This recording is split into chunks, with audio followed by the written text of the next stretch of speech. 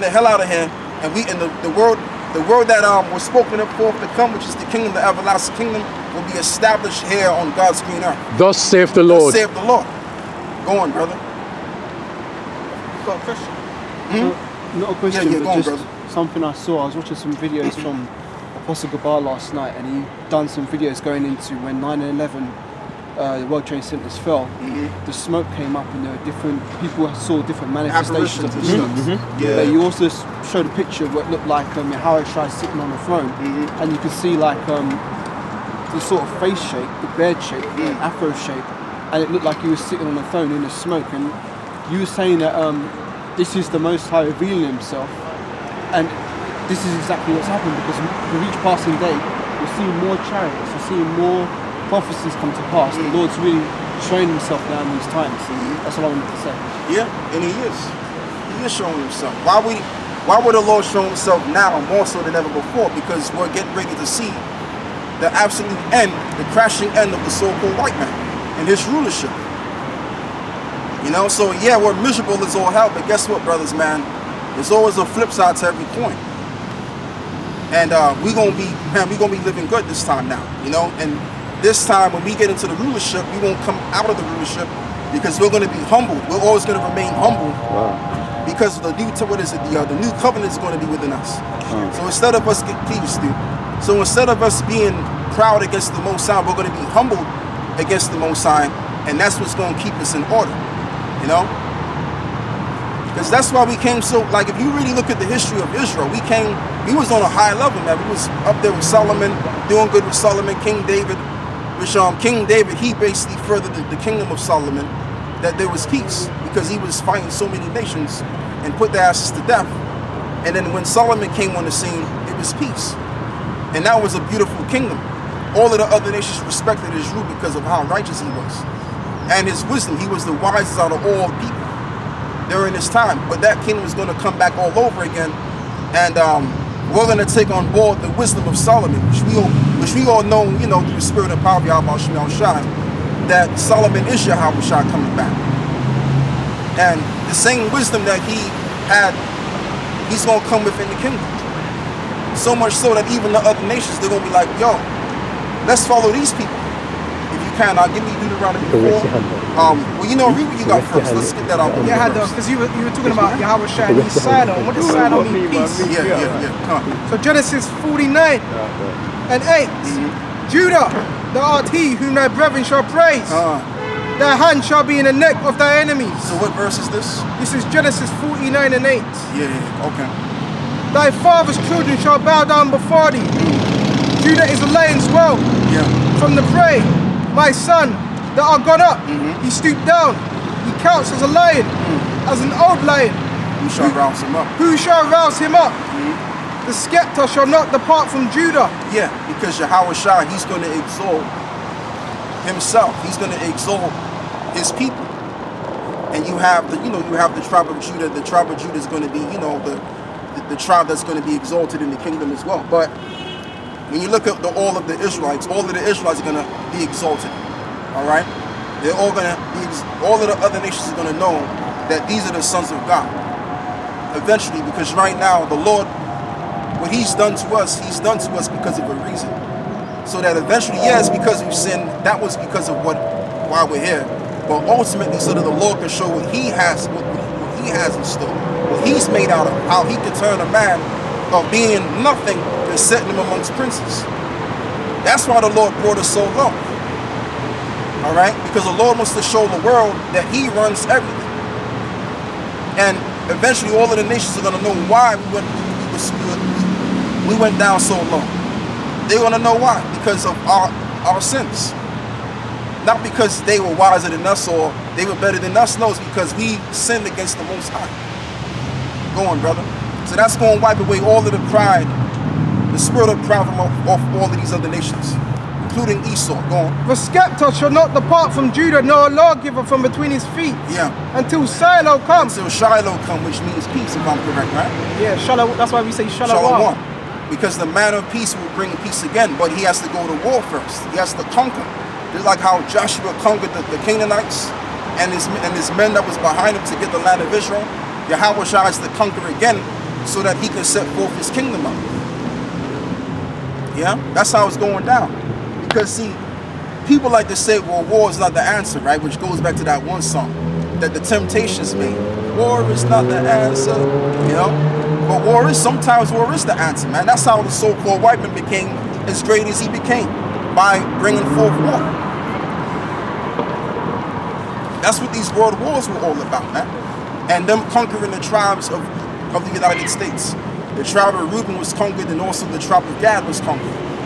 And then they conquered us in the west shores of Africa and enslaved us and brought us back to the New World, as they call it, and then also conquered the so-called Negroes in Europe.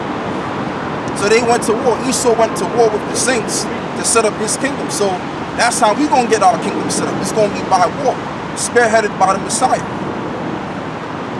All right, we're not going to just go towards the nations, We're not going to go towards the nations and beg them for our kingdom. Hell no. We've been begging, man. We've been walking around begging all day, every day for 400 and 500 years. The time of begging is going to come to an end. Now they're going to be the ones begging towards us. All right, go on, brother. Unto him shall the gathering of the people be. Yeah. Binding his fowl unto the vine, and his arse his coat unto the choice vine. Go on. He washed his garments in wine, Right. and his clothes in the blood of grapes. That's talking about how he's going to shed blood. Among all of these other nations going to rise up against him, because there will be indeed a war in heaven. And the war of heaven is specified in the book of 2nd Ezra, the 13th chapter. And also Revelations 12, I believe it's verse 7. It talks about how the angels fought against the dragon.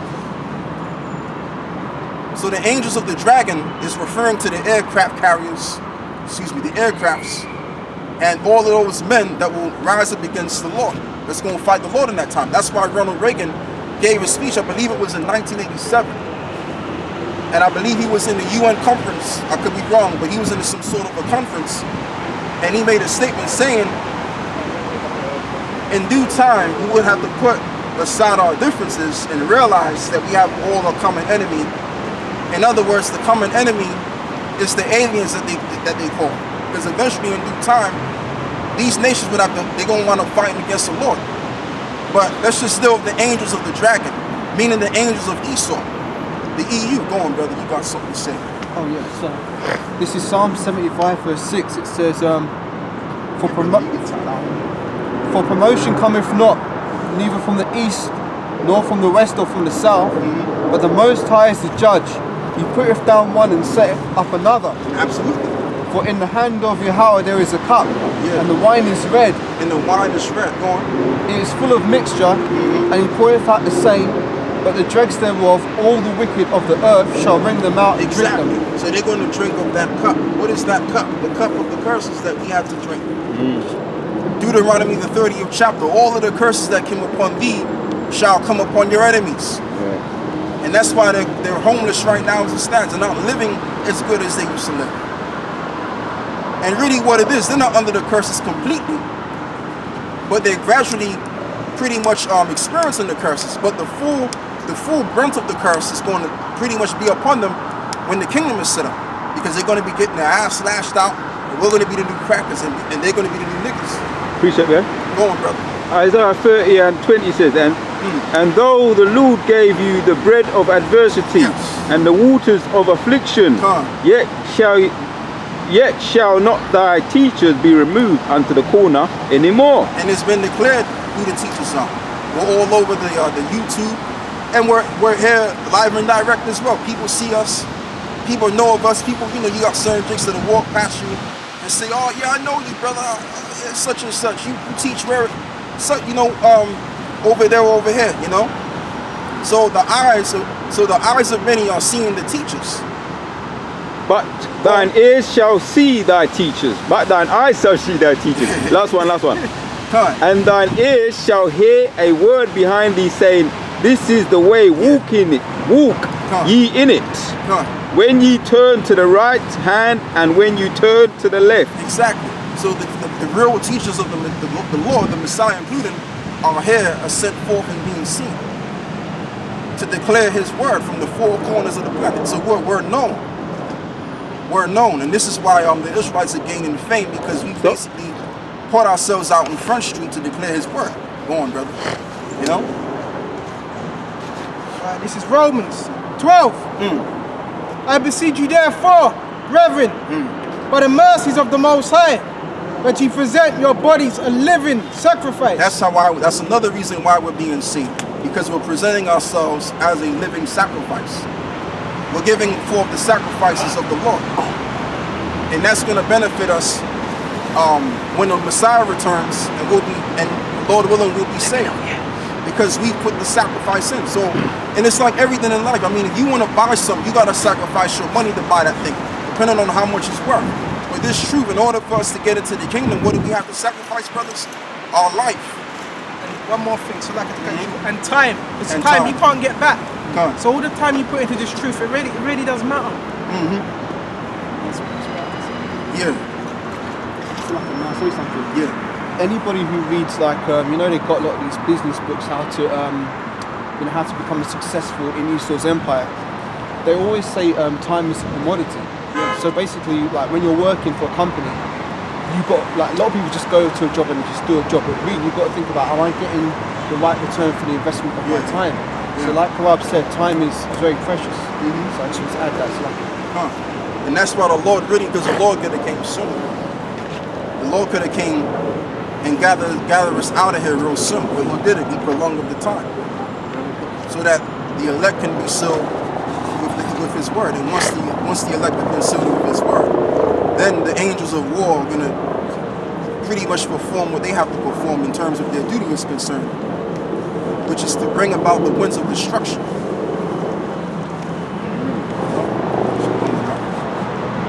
That ye present your bodies a living sacrifice, holy, acceptable unto the Most High. Right, and this is a holy thing that we're doing, acceptable to the Most High. So this is why the apostles back in the day used to always stress that brothers got to go out here and do the work. You know, you shouldn't be taking no breaks, and 2-month, 3-month, 4-month breaks. We got to be out here doing this work, because the more we sacrifice our life here and our time, the more we're going to become acceptable unto the Most High. And then when the time presents itself, we'll be prepared and ready to be saved, man. You know? Which is your reasonable service. Which is your reasonable service. Holy and acceptable unto the Most High, which is your reasonable service. Exactly. You know? Because the Lord don't need us anyway. The Lord don't need us for anything. But the Lord, again, this is how he wants to set forth, you know, his word from going out. This is how he's doing it. So the Lord wants us to be a sacrifice so that we can be furthering his ministry, make known his word, to publicate his word. That's why it says, blessed are the feet of those that, I'm going to roughly paraphrase it, that publicate his word. All right? Go on. Finish with that. 1 Luke 17:7. By which of you having a servant plowing or feeding cattle, will say unto him, by and by, when he is come from the field, go and sit down to meat, and will not rather say unto him, make ready wherewith I may sup, and gird thyself, and serve me, till I have eaten and drunken. Right. So we're supposed to gird ourselves with this wisdom and this understanding, because this truth is ready for the so-called Negro, Latino, Native American Indian.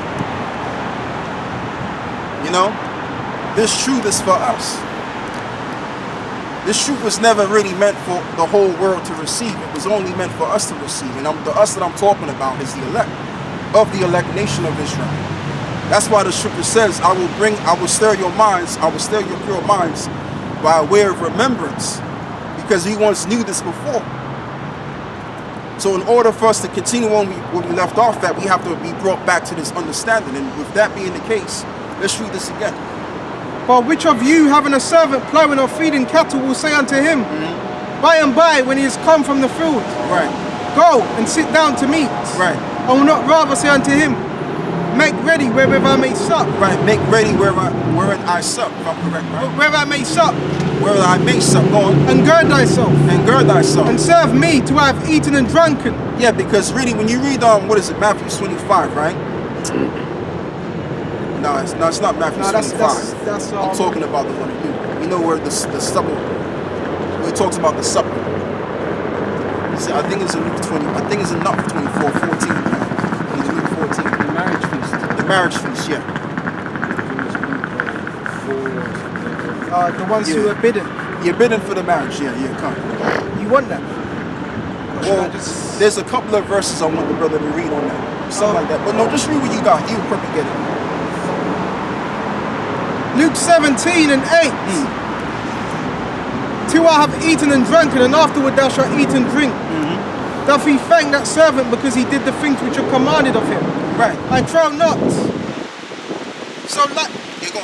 So likewise ye, when you shall have done all those things which I commanded you, say. Oh, I know why you brought the scripture out. Yeah, I get it now. Go on. We are unprofitable servants. Yeah, say we are unprofitable servants, because really, like I said, the Lord don't need us to do this work. We're doing this work because we're supposed to do it. It's the right thing to do. So we're not expecting accolades. Oh man, you know, we're not expecting a pat in the back or a gold medal. This is something that we're supposed to do. Publicate the right thing. Publicate righteousness. That's a no-brainer. Like, we shouldn't be getting no accolades of that. It's common sense, you know. So that's why it says what it says. And at the same time, we don't do this because you have a lot of guys that come in Israel and, you know, they set themselves forth in the street and they want some kind of glorification from it. They want to be famous. They want to be superstars in this thing. But we're not here to be superstars. We got work to do. When you're putting in work and you're grinding hard, you're basically coming to get dirty, basically. You know, we're getting dirty. So how can you be exalted while you're getting dirty? Don't make sense. But later on, the work will pay off, and then the exaltation will be. There's a time and a place for everything. You know.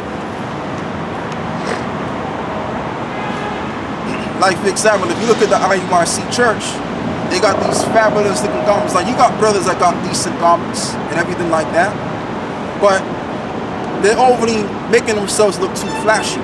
It's all about the flash and the look. It's not about that. It's about the work. When you do the work, that alone is flashy. Once you bring these scriptures out, this is as high as you can get. This is how you're able to look good anyway, despite how your garments look. Go on, brother. This is Matthew 23, concerning what you're saying. And 5. But all their works they do to be seen of men. Yeah. They make broad their phylacteries. Right, like they always talk about the Lord this and the Lord that. And I'm not getting on IURC to get on them, because they do teach the truth. They do teach that our people are Israelites, and they are brothers and sisters. Let's just keep it real. Is they're Israelites, you know?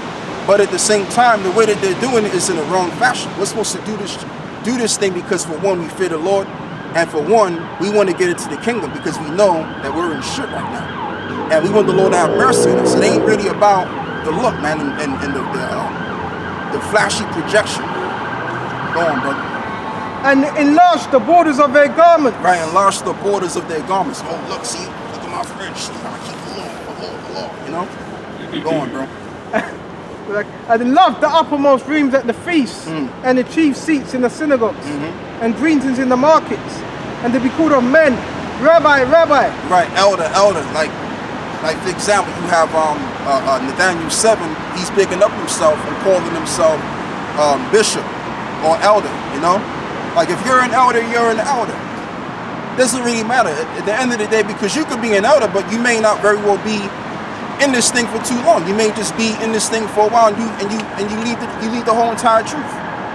Because there's many guys that became elders and left. Where they at? There's guys that I remember going all the way back to 10 years ago, not 10 years ago, but about 7-8 years ago, that were leaders of whole head camps, and left. You don't see them no more. One of them being Element. All right, where's he at? And this guy, he was a very good speaker. Was a very knowledgeable brother, But where is he at? He's back in the world. And there's many guys that became elders and big guys. Huh?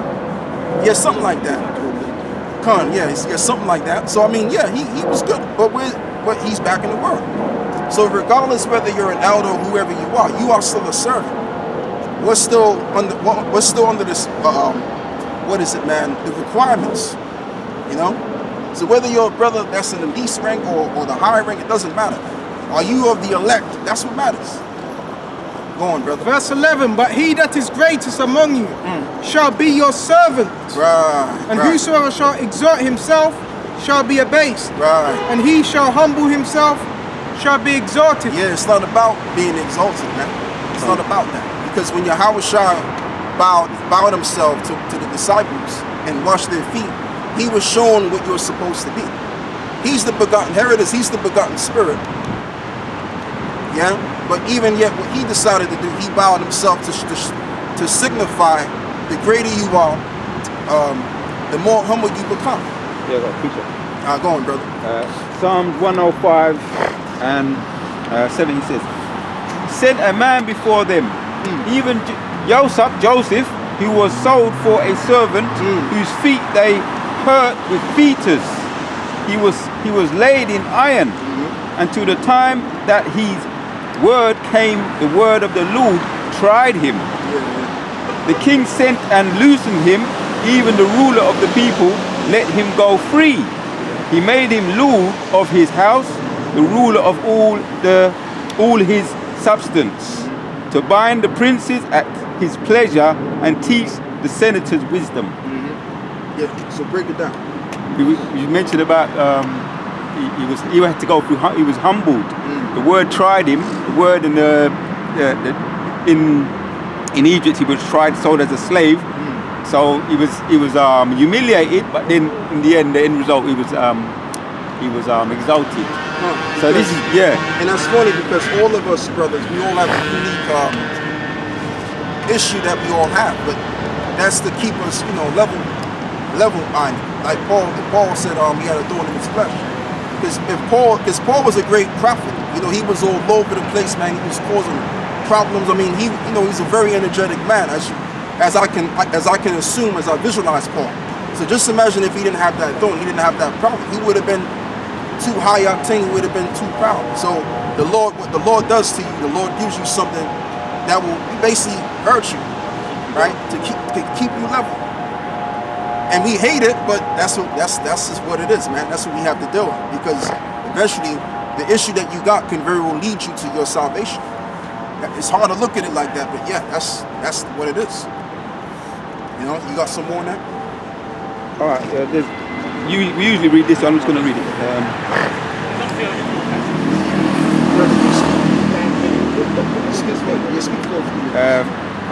Psalms 105, it says, when they went from one nation to another, from one kingdom to another people, he suffered no man to do them wrong, yea, he reproved kings for their sake, saying, touch not mine anointed, and do my prophets no harm. You can bring that. I'll leave that to you to bring that. So yeah, we're in that time now. Soon that time is coming with this we call this thing this pandemic, and so that time is coming. Most I said, do my prophets no harm, man. Protection. You understand? Let me bring out another precept, because this is just in line with the same thing. We're on that subject. Yeah, go on. On the subject of infirmities, this is Galatians 4:13, and it says, ye know how through infirmity of the flesh I preached the gospel unto you first. So this is the Apostle Paul saying, as the elder just mentioned, he had that thorn in his flesh. And many brothers in this truth, myself included, have got, such infirmities, and ultimately it's to keep us humble. So yes, it's difficult to bear, but the Most High gives every man his measure according to what he can bear. So it's a good thing to know that you're kind of not getting too high-minded in this truth. To keep you grounded, is to keep us grounded. To keep our feet, as I say, keep your feet on the ground. Yeah, you know what? I ain't gonna lie. Look, when you're learning scriptures, it puffs you up. Like a couple of days, I noticed it within me as well.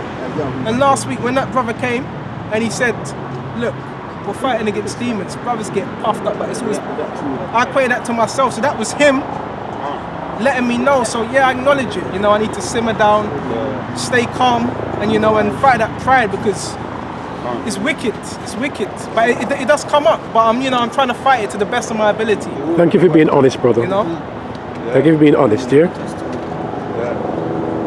But it's a fight. It's a fight we have to do. We have to keep fighting it, man. because the demons, the pride demons want to get on us. And I've seen, you know, in previous camps the brother mentioned that pride demon. Saul is a perfect example. King Saul, he didn't want to be a person in responsibility, King Saul. But when after a while, and he was victorious in battle, had the necks of his enemies. Saul has killed his thousands, so he killed thousands. But even still, that made him proud. But King David killed his tender thousands, but he remained humble. So it's about the attitude, you know. Got something? This is 1 Timothy 6:17. It says, "Charge them that are rich in this world, that they be not high-minded, nor trust in uncertain riches, but in the living power, who giveth us richly all things to enjoy." So that's again. Let me read it one more time. 1 Timothy 6:17. Charge them that are rich in this world, meaning that, you know, if you're doing well in this world, that they be not high-minded. That's why, you know, as hard as it is, sometimes it's better to be a loser, because I've said this before, but when you learn how to lose and accept defeat, that's how you take the first step towards becoming a greater winner. Because if someone's always winning, like look at Esau, when he's doing well, his businesses are going well and everything, he's good. But as soon as one of his businesses start to fail, what's he looking to do? Jump out the window and commit suicide, you know? So it's better to be a good loser and then become a winner than to be a winner and to lose everything. That's a good point, because the scriptures talk about suffering wrongfully. So many times in this truth, we are going to be suffering wrongfully, you know, because that's a test in itself, you know, because that's how pride comes in as well, justification. I didn't do it, but this, but, and that's how that pride starts to creep in. You know, and pride is ugly. The scriptures tell you that. Just quickly get Proverbs 7. This is something I'm just currently fighting with, man. What I'll do, because my phone, because it's being phone now, and that's why I like to watch my videos back to see what spirit I'm in. Your password as well. So what I'll do is I'll change the password. Not change the password. If any of you brothers got scriptures on pride, I've got one. Yeah, while you're looking for that one. 1 Peter 5 says, "Likewise, you younger men, submit yourselves unto the elder. Ye all of you be subjected to one another. Be clothed with humility, for God resisteth the proud and giveth grace to the humble. Humble yourselves therefore," in 1 Peter 5 and 6. "Humble yourself therefore under the mighty hand of God," or Yahawah, "that he may exalt you in due time, casting all your care upon him, because he cares for you." Alright, so we're talking about, I like to use this. There's an illustration that I thought was very good, because Earl Spence, I mentioned it last week. Earl Spence is he hasn't got no defeats, a boxer, and no defeat, 0 defeats. But his defeat was he had a car crash outside the ring, Ferrari, in a car, you know, near-death accident. But he said that he learned from it. He said that he wasn't taking the boxing seriously, even though he was doing well. He had 0 defeats on his record. He learned from it that he was drinking, you know, doing things in between boxing, wasn't taking it 100%. So he said that near-death experience taught him something very, very valuable, to take the job more seriously. Now he's back on. Now he's even better than before, because it was a humiliating experience, being from one championship, just winning the belts, to being in hospital, near-death experience, and that was that humbled him. So he's even better than now. He's even better. She said it was a blessing in disguise. So, and that's an example for, you know, we can apply it in our walks in life, you know. Yeah. I'll leave you to it. This is Proverbs 13:10. It says, "Only by pride cometh contention, but with the well-advised is wisdom." Yeah, and that's what occurred even among the brothers that I've seen throughout the years that have came into this truth. And you know, they were okay with the apostles, they were okay with the brotherhood, and then all of a sudden, through the spirit, you know, Satan, the Beelzebub, found a new breakdown, a new way how to see the scriptures and getting on the apostles and all that, you know, craziness, and started puffing themselves above the apostles, man. You know, causing what? Contention. Because you have men that are very contentious in this thing. And in due time, it comes out that they were really not even among us. Like the Apostle Paul said, the Apostle Paul had certain men that were with him, but he later found out that they were against him. So it will be the same in this time. But yeah, what was we usually talking about? I was just talking about pride. Okay. Something I'm just dealing with at the moment. Come on. So I've got Ecclesiastes 3, just concerning what you're saying. Start at 17. My son, go on with thy business in meekness, humbleness. Everybody don't have to know. So shall I be beloved of him that is approved. Yeah. That's of Yahawashi. Because the main point of the matter is again, like brothers was already talking about, pride. And Esau is going to exemplify what pride can do. As what Yahawashi said, he that exalteth himself shall be abased.